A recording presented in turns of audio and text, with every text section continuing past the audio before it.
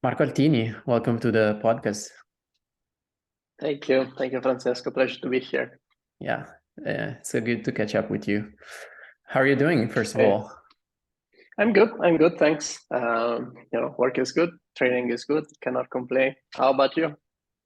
Pretty good. Just got back from Zagama. It was a pretty wild experience this year. So I'm glad to have made it to the finish line in one piece without getting injured. And for the experience, which was definitely a lot of fun and a good learning experience. So yeah, Good to happy hear. to be here.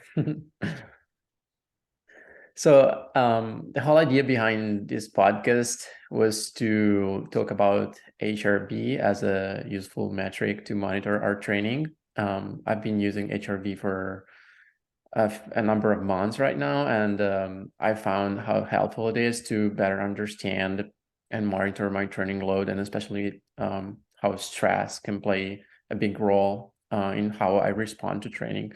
So we wanted to give our audience some information on how to make the most out of it if they want to start using HRV. Now that it's also available on a lot of GPS watches and apps like HRV for training, for example. But before we dive into our conversation, I would like you to give our audience a short presentation of who you are and what's your background in running and data science, computer science engineering, and also high performance coaching. Sure. Well, let's say that I have a technical background first. So I started from the technology. I studied computer science and engineering, and then I got a PhD in data science, always in the context of monitoring the body and collecting data with different sensors, and then trying to analyze and interpret this data in useful ways. So this was maybe 10 years ago, a bit more maybe. So during the early days, I would say, of wearables and all these kind of prototypes, we had to measure different things on the body that were not available on the market. So exploring what you could do by measuring brain waves or heart activity and those sort of things. That triggered an interest in certain aspects like heart rate variability and its association with stress. And then I started working a bit more specifically in that field, which also led to starting a small company, HRV for training, and the tools that we built and that you know. And then slowly, I would say, combining that type of work with the passion also for running and sports, and trying to understand a bit better aspects that were not part of my academic background. So then I went back to university just a few years ago to study also sports science and high performance coaching, so that I could learn a bit better what I was just learning by doing in terms of the physiology and working with athletes or people that use tools that we make and this kind of signals. So that's a bit, I'd say, the path at this stage. I mostly try to run the business and communicate the science and do some of the research as well, so that we can use these tools in a more effective way. Thank you. Yeah, I think it's pretty amazing the work that you're doing. I'm a big fan of you and of your company, of course, and the way you talk about training and present the complexity of training, because it's a problem that we're constantly trying to figure out, even by the best coaches in the world and the best athletes. And yeah, I would like to start right from here. Like in terms of coaching, I think one of the most basic but meaningful questions that that a coach can ask to an athlete is just a very simple question: how are you? And to answer this question is like key to understand how the athlete is responding to the stress of training, but not just training, because like every aspect of our lives basically is some kind of source of stress. And we need to understand that training is essentially putting our body under some kind of stress in order to develop a biological response that stimulate like essentially super compensation in our body, so that we adapt and we get better and we perform in races or whatever we want to do, we want to run. And I think here the keywords are stress and response, which are also two keywords for the heart rate variability mechanism. So understanding these principles of training, like the very basic science of training and HRV, I think can be very useful to better monitor and understand what we're doing once we go out running. I also want to cite a quote from the great distance running coach Arthur Lydiard who said, "Train, don't strain," because a lot of time, like, people tend to run too hard or are not well responding to the stress of training or the training stimulus, as we should say. And this is where maybe HRV comes into play. So what is HRV, and what would you add to the context that I've tried to highlight? Yeah, well, I definitely agree with that. I think that when we look at stress, we need to look at cumulative stress, right? We cannot only think about training. Here is when these kind of tools can become useful, because they just provide an overall marker of stress, and obviously our capacity to handle stress is limited. We can only take so much.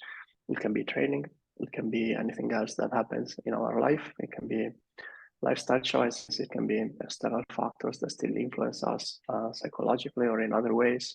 So all these stressors will have an impact on our ability to simulate additional stress, respond positively then to training and things like that.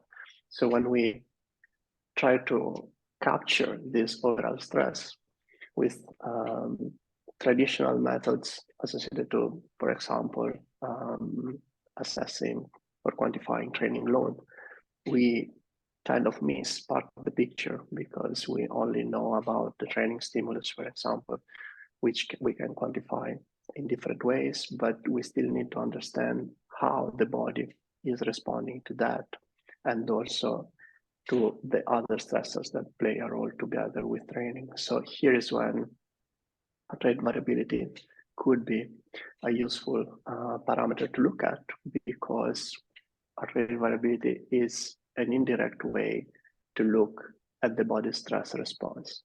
So when we face a stressor, we have a response, which typically means that part of the autonomic nervous system, the parasympathetic branch, is suppressed, and then it will bounce back to normal after a certain time when we have basically recovered from the stress.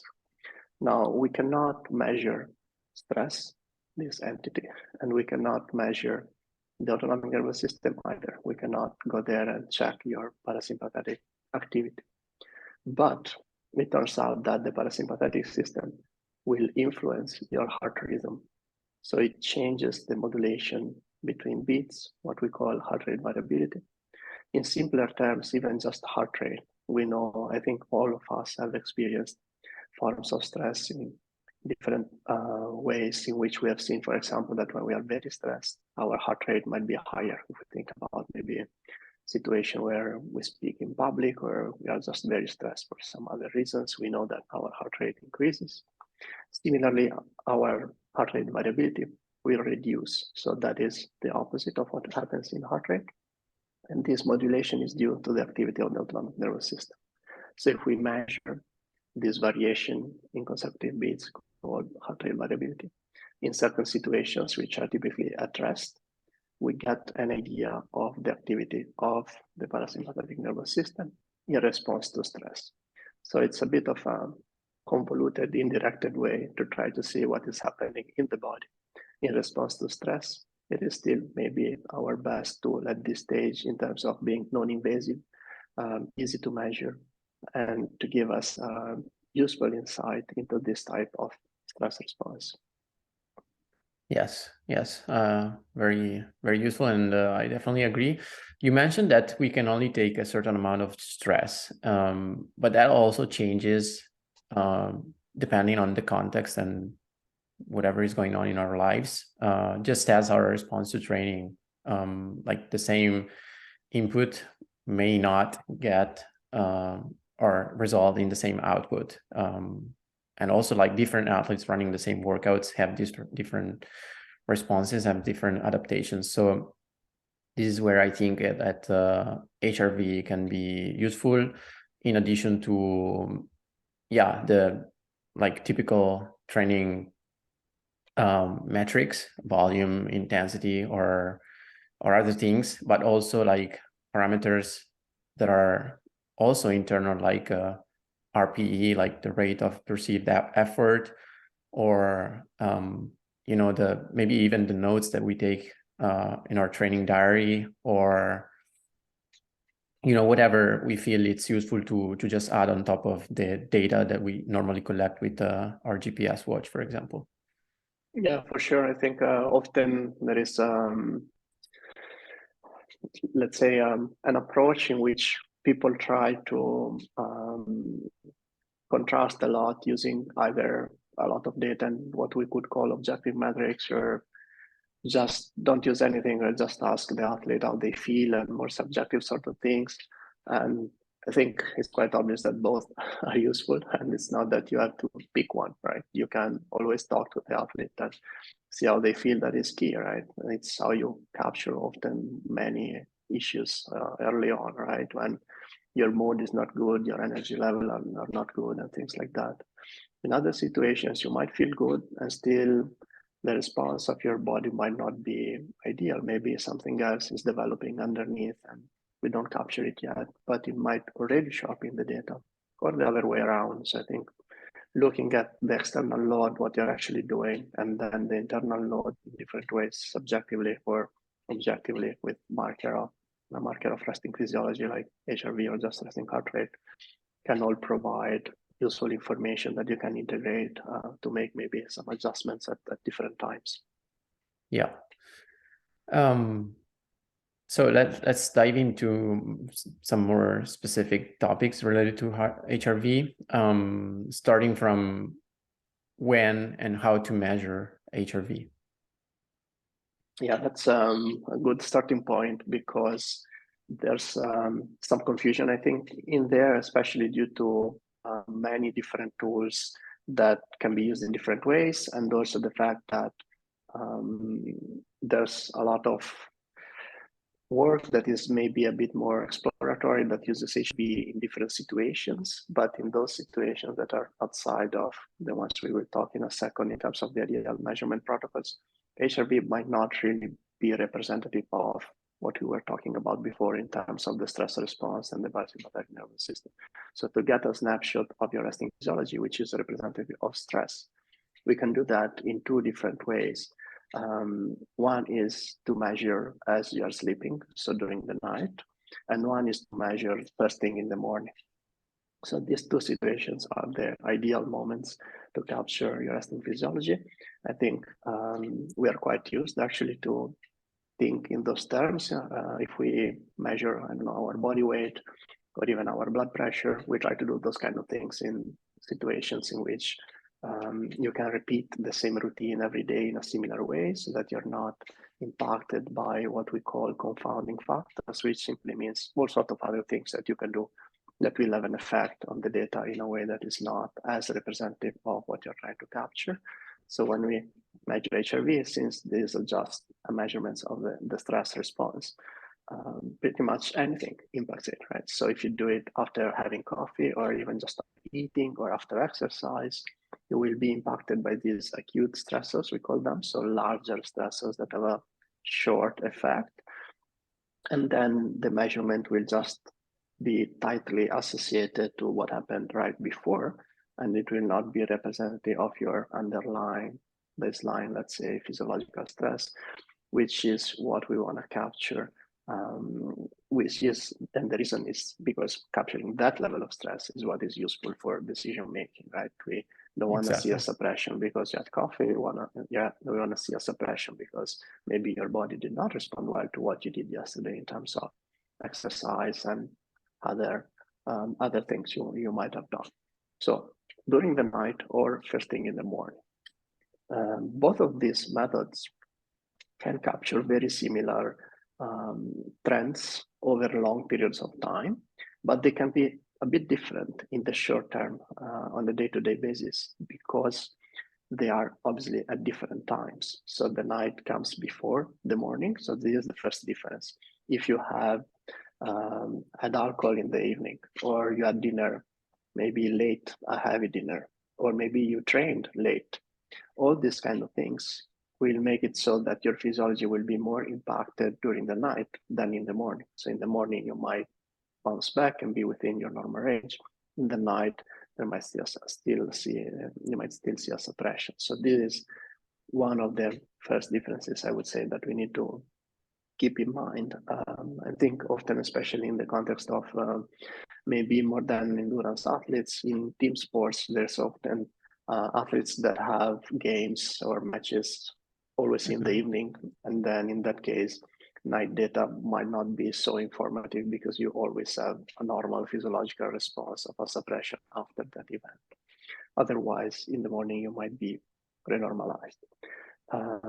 Another difference that maybe is worth mentioning is that in the morning, you can measure in different body positions. I think this is also quite important. It's one of the biggest differences with the night where you're obviously lying down. So when you measure in the morning, if you sit up, you are in a state that is not of absolute rest, like when you're lying down.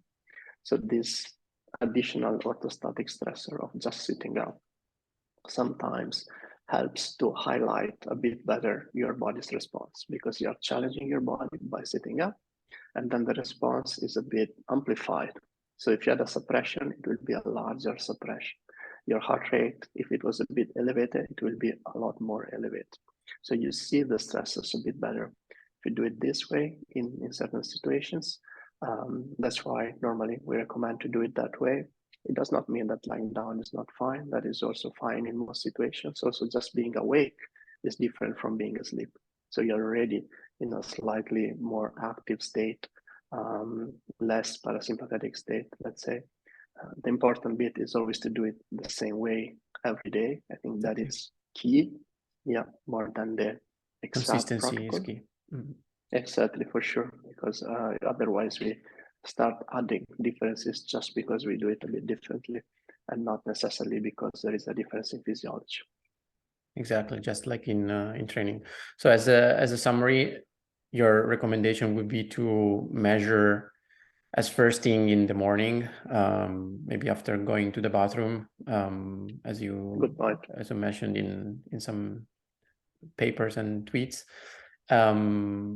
And it just takes like 1 minute of measure. So it's very practical and simple, and like the whole process of, opening the app and taking the HRV for 1 minute and completing a few other parameters that the app is asking you takes maybe 2 minutes, and in a matter of like economy for your day, maybe this may be important to point out. Yeah, exactly. It's pretty quick at this point. In the past, measurements were a bit longer, 5 minutes or so. There has been more research in the past, I would say 5-10 years, showing that for some specific metrics that we use to quantify parasympathetic activity via HRV, a minute is sufficient, sometimes even a bit shorter. So that is nice because, of course, it makes quite a big difference, I would say, first thing in the morning to use 1 minute or 5 minutes. Yeah. So this way, it's much easier to get high compliance from most people that have that spare minutes. And then indeed, as you mentioned, there's a questionnaire that we have in there so that you can also record context and subjective data and then put all of that together. Yeah. Exactly, because that is also very important. I think of course, HRV should be not just a number that we measure for the sake of it, but it should help us make decision to better handle our lives, especially in relation to training. So to actually understand the data and get some kind of indication out of it is key. So once we've measured, how do we make sense of the data? where would you start? I think it's, as you pointed out, it's very important to be consistent, first of all. What really matters is not the value that you capture on one day, but it's like the overall trend within the range of HRV values that you're getting on a long time period. So maybe add a few words on that. If you can practically explain how do we make sense of this data that we collect. Yeah, I think one of the important aspects here is that when you measure once, you have learned nothing, basically, because this is not a parameter, where absolute values tell us anything useful, basically, because we don't really have a frame of reference, right? We don't even have... It's not like a heart rate. Yeah, and even for a heart rate, we know a bit where it should be. Let's say for a healthy person, but still the range, anyone between, I think, 30 and maybe 85 is considered healthy, right? Something like that. So it's a big range. An enormous range. Yeah, exactly. We got everyone in there. And then if we measure sporadically, for example, if as an athlete you have a very low heart rate and then you measure a heart rate once at the doctor's office because you're sick, and then your heart rate might be still, I don't know, 53 instead of 37, right? It's an enormous difference for you, but it means nothing in absolute terms. And with HRV, it's a similar situation, but even more amplified because the ranges are even broader, and you can be, let's say, on the lower end, on the higher end, and that might have also nothing to do with your athletic abilities, for example, while we know that in broader terms, resting heart rate has an association with, for example, cardiorespiratory fitness, right? We know that as we get fitter, heart rate tends to reduce a bit. With HRV, not necessarily the case. So it's really more about the stress response, relative changes with respect to your own previous data, and not about absolute values. So the way this works is that you start measuring, and then day after day, you do the same. And after a few days, the tool you're using, our app or another one, should provide you with a way to understand what is your normal HRV. And in particular, this is not a number normally, but it should be a range. So there is always fluctuations on consecutive days for a number of reasons. And some of these fluctuations are small and irrelevant. Basically, it just means that everything is normal. And some of these fluctuations are, on the other hand, larger and something that where maybe we need to pay attention. And that's when our HRV is outside of our normal range. Typically, when there is a suppression outside of our normal range, that means there is some sort of high stress or negative response, and that might be something we want to pay attention to. So we annotate context, maybe through the questionnaires and things like that. So we know if we were traveling, if we didn't sleep much, all sorts of things that happened that allow us later to interpret the data, because just the physiology obviously doesn't tell us anything. We need to look at what's happening around the changes in physiology, and then we analyze this data in the context of this normal range and relative changes over time in response to various stressors. I think that's how we start building your own data set and try to understand what is happening and using the data in more useful ways than just comparing numbers with others and things like that. What's the minimum time range that we should collect data in order to get a meaningful picture of how we respond to stress? So the way we start with the app is just after a few days, but I would say that you need at least a few weeks to actually be able to do something with that data. So to highlight deviations that are relevant, a few weeks for sure. So in research, this normal range is built using 1 month of data normally. In the app, we use 2 months actually. We use a longer period because, well, 2 reasons. One, I think sometimes research is a bit in a hurry. So they need to do a study, and you cannot maybe stretch it too long, or participants will not be compliant, and those sort of things that sometimes are actually easier in real life, let's say, when people just use these tools for years. And 2 months, I think, is a good time frame, because you need always to keep this normal range current, right? You cannot rely on your normal range from 6 months ago, because you might have differences in physiology just because of seasonality, for example. There's differences in heart rate and HRV just because it's summer or winter. So if you collect some data now, and then 6 months from now, you cannot use your frame of reference that you built now to interpret the data. You need to have this frame of reference always updating and moving. So we use this longer time window that is not too long, because otherwise you get stuck in very old data. At the same time, I think making it too short as an issue from the other end, meaning that, let's say that you get sick or something bad happens, and you have a down period that lasts more than a couple of days, maybe a week or two, and like, it's quite possible, maybe an injury, an accident, a sickness, those sort of things. If we take a very short time frame, just a few weeks, then that situation will become what the tool thinks is your normal, because then you have used a very short time period. I think that this almost never happens if you have a window long enough. That's why we use 2 months. So if you have a very long down phase, still it takes a very long time for your normal range to change. At the same time, it's not stuck in very old data.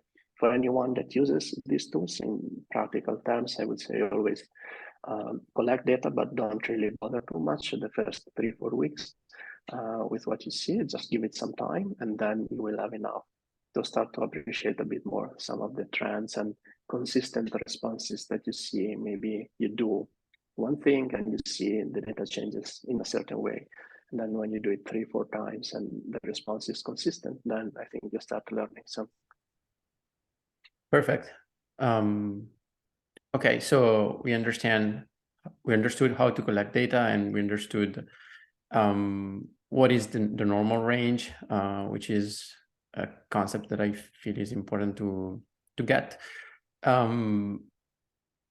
What if, like, if the daily data fall into the normal range, we should not worry about it, and if they fall outside of it, we should worry? And how should we change the, for example, we have a some kind of training plan or an intensity session planned. How should we make decisions depending on even the daily HRV value, whether it falls within the normal range or not, in relation with training, for example? The first thing I would say when we use HRV is there's another thing that gets often mixed up when people want to rely too much on the tool, is that HRV does not replace your plan, right? So as you said, you have a plan and you have something scheduled to do, and then you look at your HRV and you might make a change. And in a minute, we talk about what that change could be. But we need to understand first that you should not start from HRV and seeing that everything is okay, going hard basically every day until something is not okay, because actually a lot of people do that, right? So it's you are an athlete and probably have been training well for so many years that it might sound odd, but many newcomers to the technology don't even think about having a plan and a training plan. They will just say, okay, this is what the tool is saying, so I'm going hard, I'm going hard, and I'm going hard. And then the tool will say, okay, you are really messed up today, and now you will rest. Obviously, this is a recipe. That's just a way to influence the HRV and not the opposite. Yeah, exactly. So eventually you will get into some form of chronic stress or injury or whatever. So that's probably not a good idea. The better idea is, as you say, start with a plan, and then from there, you might make some adjustments. So in the research, what is done there, it has evolved a bit. In the earlier days, the approach was a bit more reactive, meaning that you would use the daily data to make a change. So let's say you have a suppression in HRV today, HRV below your normal range, and then you would adjust training in that case. With the more recent research, tries to use an approach that is a bit less reactive, where you use not the daily score, but the baseline. That would be a 7 days moving average. So it's just a smoother version, a slower changing version of how your physiology is trending with respect always to your normal range. So now in these latest papers, only if you have a suppression in your baseline below your normal range, you would make a change. Now, obviously, the baseline is just, again, a 7 days moving average. So it's just a slower changing signal, which means that you need a couple of suppressions, 2, 3, 4 days in which data is a bit low, maybe, to see a change in there. So you, again, are a bit less reactive. You wait for a stronger stressors, you could say, before you make a change. And then at that point, you implement the change. The reality, I think, of things in real life is somewhere in between these two approaches, because in research, we need to use something like systematic where you always do the same and you try a protocol and then you see the outcome after a couple of weeks. In real life, obviously, if your HRV is suppressed today because you're sick, you're not going to wait 3 days before you make a change. You need a more immediate response. Exactly. So I think both things matter. You don't want to be super reactive. So the way I interpret it normally is, okay, if my HRV is suppressed today, but I feel good, then I go out and see how it goes, see how I feel also while I'm around. Exactly. And then if everything feels okay, you wait another day. The day after, you probably have bounced back and everything is normal. If they are suppressed and they are suppressed again, then clearly there is something in there where you need to pay more attention. Hopefully that is a rare case. So what do we do when we have to implement this change, right? So typically the main aspect to address is training intensity more than maybe volume or duration. Yeah, exactly. Because obviously the intensity of the stimulus is the part that is really stressing your body. And we've seen this in other studies where, for example, they measured autonomic disruption in terms of heart rate and HRV just before and just after training of different intensities for athletes of different fitness levels. So you can see, for example, that the fitter you are, the quicker you bounce back to normal.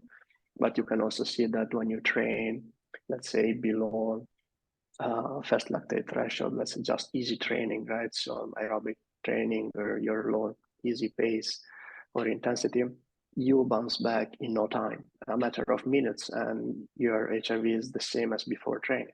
While when you go hard, then it can take hours. So that's really the stimulus that maybe we want to try to manipulate a bit.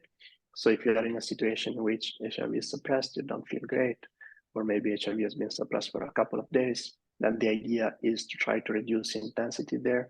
And again, depending on your level, that can be a different thing, practically speaking, in terms of what you actually do, right? So if you are an elite athlete, then you might just scale down a bit your workout. But if you are a recreational runner that just started running, maybe it's a good day to actually don't do an intense session at all. So then depending on your fitness level, experience, and things like that, I think you can interpret that a bit differently, but that would be the idea, always the reduction in the intensity. Exactly. I think the whole idea is to be more conscious about our training and the way we respond to training in order to make the most out of it. Because in the end, like, of course, it's about being consistent and following a plan, but most importantly, understanding how we're responding to the training plan and the training that we're doing. That is the key to progress and to build fitness. Good. So the next question that I wanted to ask you, that I think sometimes is a little bit misunderstood, is this one. Should, like, after an intense session, should we expect our HRV to be suppressed or not? And the same for an easy session. Should we expect our HRV to be in the normal range, or it can depend on many other things? Of course, we understood that training is not the only stressor in our lives. So of course, we might have an easy day in training, but something else happens in our lives that gives us a lot of stress. So our HRV may be suppressed. So how can we tell those two things and be able to distinguish among those two things and understand how we should or should not adapt our training? Yeah. In terms of the response, as I said, this is indeed something that is often misunderstood. The idea that when you train hard, you expect a suppression in your HRV, for example, I think is not really what we expect or wish to see, at least. What I mean is that HRV is the response, right? It's not the stressor, the stimulus itself. So the response, if we train well, according to whatever were our abilities at that time, should always be positive, especially because we don't measure right after exercise, right? After a hard session, for sure, our HRV will be suppressed, but we give our body some time, few hours, the morning after, typically we measure. And at that point, we want to see that we have bounced back, because that means that we have responded well to the stimulus. So if we see a suppression, we shouldn't really think, hey, yesterday I went really hard, this is great, this is what I was expecting. Quite the contrary. Exactly. If we see a suppression, then it's time maybe to reassess what we did, and the next time maybe we do a little less because our body clearly could not bounce back even in many hours. So we should always see HRV within normal range. The best athletes out there that train many hours and definitely train hard do not have suppressions every 2 days like recreational athletes that cannot manage their intensity right. So it's always a matter of trying to apply a stimulus that is adequate to what we should be doing at a given time, and then the response should be always within normal range. If we just think about training, of course, as I said, there can be multiple stressors. So maybe still we responded okay to training, but then something else happened. We do have a suppression. We have no way to distinguish those kind of things, right? We cannot, based on a physiological response, we cannot say this is physical stress, this is mental stress, this, that, right? There is no way to do that. It's just stress for the body. It's all more or less the same in this context, at least the way we can capture it. So then it's up to us to try to understand what could be driving negative or positive changes. But this is also why when looking at HRV in relation to training load, one of the simplistic assumptions is, okay, when you increase training load, you should see, for example, a decrease in HRV, and that would mean that HRV is a good marker of training load. And that's actually one of the critics. Sometimes they say, okay, there is no relationship between HRV and load, so HRV is not really capturing what is happening there. But that is because HRV is the response, right? So we're not, we do not expect, looking at it the right exactly. way. Exactly, we do not expect that kind of relationship, and quite the contrary, actually. If training load is increasing over periods of weeks or months, and we are doing well, then they might be positively correlated, not negatively correlated. So HRV could also be stable or increasing over that time period. We always need to understand that it's not the stimulus, it's the response. And then in terms of the response, we really want to see things being very boring within normal range, not much up and down and suppressions after hard workouts. And of course, a race, something like that would be very different, right? There you go harder, give what you have, and it might take longer for the body to recover. That's perfectly normal. That's also why we cannot race every weekend. but at the same time, at least most of us, but at the same time, you have a typical positive response as just an HRV within normal range and not a suppression. Yeah, I think this is super interesting and key to understand. The fact that HRV is the response of our body and not just an additional metric to monitor our training. Otherwise, I think the correlation, for example, with volume or intensity was the same. It would be just an additional metric to basically monitor our training, but that's not what HRV means. So exactly, I think here lies the key factor to actually understand in order to make the most out of this data and to figure out how to use these numbers. And then, like, the other thing that I was thinking while you were explaining how we respond to training, yeah, like HRV should stay within the normal range, because like none of the stimuli that we give our body should ever be too hard, with the exception of a race, of course, where we just try to do our best.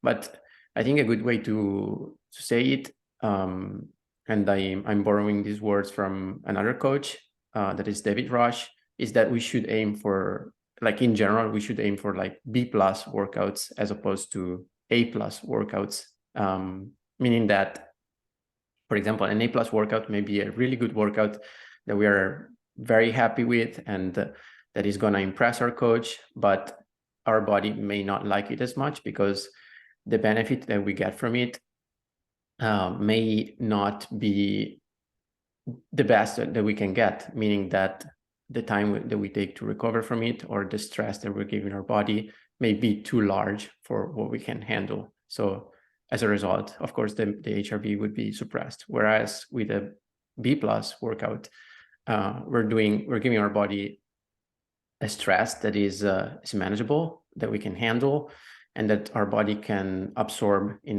a reasonable time, and so we can bounce back pretty quickly and continue our training normally without suppressing our HRV. So yeah, it's similar to training. I think it's like a matter of building consistency, but like none of the workouts that we do should ever like kill us or be unsustainable in the context of our lives or our training. Exactly. And doing that allows us then to be more consistent and to do the B+ workouts more frequently maybe than what we can do with the A workouts, exactly. So just in these cases, I think the data might help some because it's just awareness at that point. You see what happens a bit. Maybe we didn't even realize sometimes that we were digging too deep or things like that. And that can be a bit eye-opening in some cases. Yeah, exactly. Yeah, because like if you're used to a training method that we've always employed, it might be hard to switch or realize that maybe we're going too hard. Maybe we're not doing what is the best for our body, for what we can handle. Maybe, adding a recovery day or a cross training session instead of a big workout is the way to progress. Actually, it's not that if you always push more, you get fitter and fitter. Of course, then training would be an easy problem. Good. So we also mentioned acute changes to HRV in response to what happens basically in our daily life. But also we have long-term changes, that is like how the body is responding to, for example, long-term stressors or the seasonality that we go through, or maybe big life changes that may affect our HRV. How can we interpret data in this context? So in terms of the acute changes, I think some of the main stressors that we can see very consistently are linked to, hard training again, so high intensity training, sickness for sure, alcohol intake. I think what's important to understand there also for people that start using these tools, or especially maybe for coaches that use them with athletes, that they might not see all the time, or where they might know a lot about their training but not so much about their lifestyle, is that changes in HRV due to alcohol intake or sickness are typically maybe 3 to 5 times larger than changes due to training. So if we use these tools, we really need to know the context, because otherwise we might see changes and assume things in terms of training responses, but it might be something else. Then if we have a regular menstrual cycle or work with athletes that do, in that case, it's also we have variations in HRV that are very individual. I mean, in that for some people, they really show up in a cyclical way in the resting physiology data, so that it might be even the main factor that you see. For others, it is not as obvious. So it's just something, again, to know as context and keep in mind, because you might see, for example, a reduction in the second phase of the cycle, and then you might think, hey, there's a negative response to training or something, but it's not. It's just a normal physiological change due to hormonal changes. So once you know that that's the context, there is basically nothing to worry about. It's just context that you need to have to understand what is happening there. I'll say these ones as main acute stressors are the ones that we typically can see in a way that is easily reproducible and across people. Of course, traveling can also be one, depending on the type of traveling, but it is a stressor on the body with maybe associated sleep disruptions that also would impact resting physiology. In the longer term, I think things are a lot more complicated. We don't really know or can easily foresee longer term changes. We know a bit the seasonality I was mentioning earlier. For example, HRV tends to be a bit higher in summer and a bit lower in winter.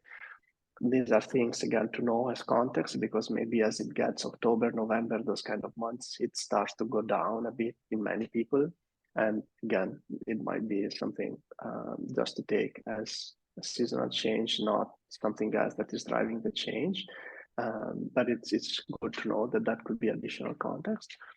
But these changes are also very individual, right? So there can be people where maybe you don't see it that much. These kind of things that we see at the population level are not obvious at the individual level. So we always need to look at the data for ourselves over periods that are quite long to see if we see similar patterns for an individual in particular.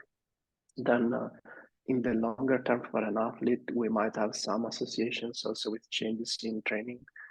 Training phases, training load, for example, if we go through periods in which we go maybe from an off season to starting building up again and things like that, we might see there hopefully a positive response, meaning that as we start building up load, also HRV picks up a bit. The stimulus often is good in that sense, in the same way that you would see also your fitness increasing and things like that. Resting heart rate maybe a bit reducing and so on. So I would say these are some maybe of the patterns that we might see acutely and more chronically. Related to other stressors, it depends on individual psychological stressors, things at work, maybe for people that are not full-time athletes, but even if you're a full-time athlete, right, you still have maybe contracts and other things that can worry you outside of training, and might also have an impact in this kind of metrics. So depending on periods that are more or less dense of other stresses, you might see slow changes also there creeping in, not necessarily the acute large variation that we discussed based on the other stresses, but things that maybe after a while start to get to you, and then you might also see that in the data bit. Yes. I wanted to add on top of that, especially in relation to the acute response to stress, to training, that the subjective metrics that we can take note of on a day-to-day basis actually really help us understand how the body is responding to different types of stress. For example, in HRV for Training app, you can rate, for example, your sleep quality. You can take note if you were traveling the day before, if you took alcohol, or like what was the perceived effort during your previous training session. So all of those things should help you get a good picture of how your body is responding to all these different sources of stress, and in the end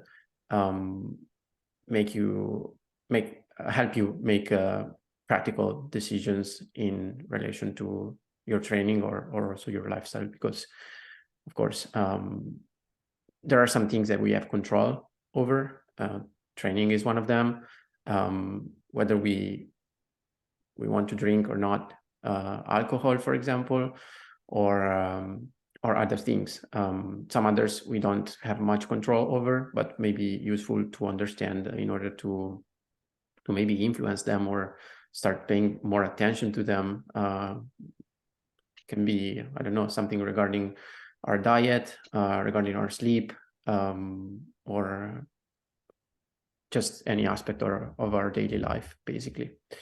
So in the end, I think it's a lot about combining those data and individual metrics with the objective metric that we get from the HRV measurement to build awareness. Basically, I like to see HRV as a tool for awareness and to better understand ourselves and how we respond to training again. So this is it's very useful in this context. A few final considerations for athletes and especially maybe trail runners, since our audience is mainly trail runners. For example, if you want to start measuring your HRV, should you tell your coach about your HRV, not maybe your HRV values, but if you see a suppression of your HRV, maybe for a few days or even for just one day, or like, what is some advice that you have for athletes who want to start using this tool, who already work with a coach and maybe can use this information to have a better picture of how they're responding to training? Yeah, for sure. I think it's always good to have some transparency there in the relationship and to be clear about this kind of things. Otherwise, we can create more confusion and mix up things a bit. Exactly. It's important also to understand sometimes the difference between the physiology and HRV and what a tool, an app, or a wearable might build on top of that in terms of the advice it provides you or other scores that are created that combine not only your response, but maybe also your behavior, because that can be quite confusing, right? So there's many wearables out there that give you readiness or recovery scores, for example, where the HRV is used, but it is also combined with your behavior in terms of activity and sleep, for example. So if you sleep less, some assumptions are made that your readiness should be lower. So you might get a negative score, even if your physiology and your actual physiology and your HRV, for example, is normal. So as an athlete, first try to look into that a bit more in detail and understand these differences, because it's very important. Try to look at the physiology, and then that first, what is built on top of that might not be particularly relevant for you as an athlete, because especially I would say as an athlete, you want to see the physiological response. The scores built on top, they are there to provide some guidance, especially to, I would say, the general population and things where obviously sleep is important and activity needs to be done, not too much in the time and things like that. But for an athlete, you want to see how your body is responding. So that's why you should look at the actual data, in this case, HRV. And when you do that, I think it's good if you talk about it with your coach if you're coached, so that at least there is a common understanding that this parameter has been looked at. And then it doesn't mean that you necessarily have to make changes. Like we said before, give it many weeks, maybe even months, to start to see if there are some consistent patterns. If you can capture maybe sometimes just some unfortunate situations, maybe you're getting sick or something like that, and you see it in the data. It's just an additional flag there that can be helpful. And then see if there is room for implementing some changes. But again, ideally, it's just confirmatory feedback that things are going well and your HRV is within your normal range, and you shouldn't see many suppressions or variations as you build up with your training. Especially, I would say, if you're a coached athlete, so that you have a plan and you're doing things already the right way. So I would start that way and see if that gives you a little extra awareness and helps both you and your coach maybe making some small adjustments in certain situations. Perfect.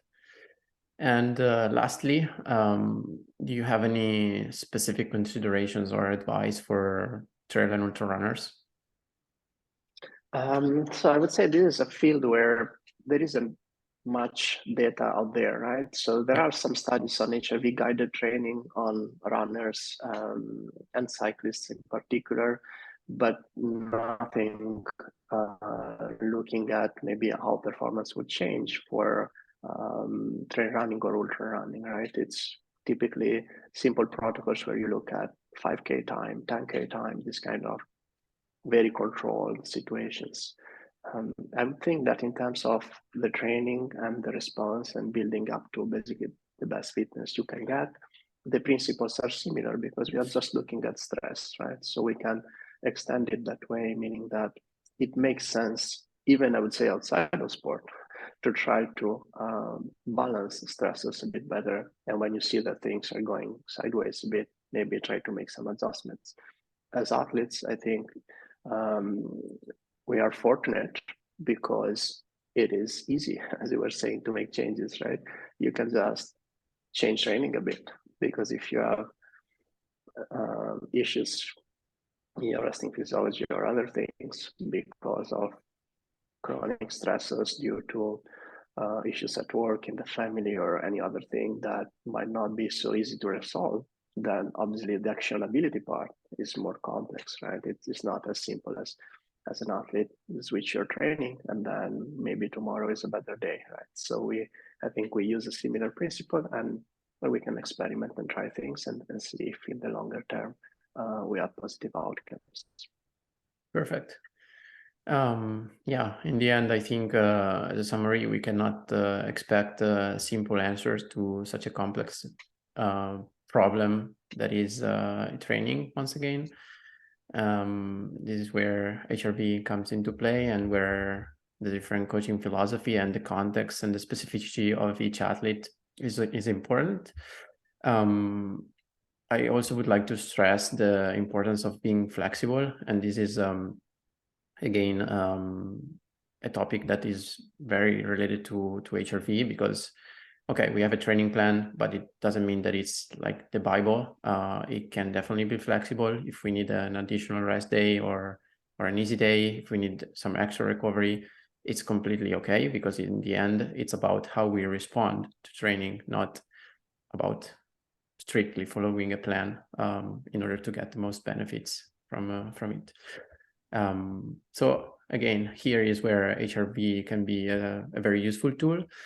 And I really encourage you to follow Marco Altini on Twitter, to follow his work at HRV for Training, to download the app, of course, and to start using it. And then if you have any question, I think Marco is available to answer, or you can send a question to your veteran coach. Start talking about it with your coach, and yeah, just start looking at your data and hopefully understand more about how you respond to stress and training. Thank you very much, Marco, and we wish you all the best for the Passatore, the historic 100K road race in Italy. It's like the Italian Comrades Marathon. Very famous and very tough race that is run from Florence to Faenza across the Apennini. So yeah, thank you very much again. Thank you, Francesco. Pleasure to be here. And yeah, just if you have any questions, please feel free to reach out, and I will try to help. Awesome. Thank you. Thanks everyone for following.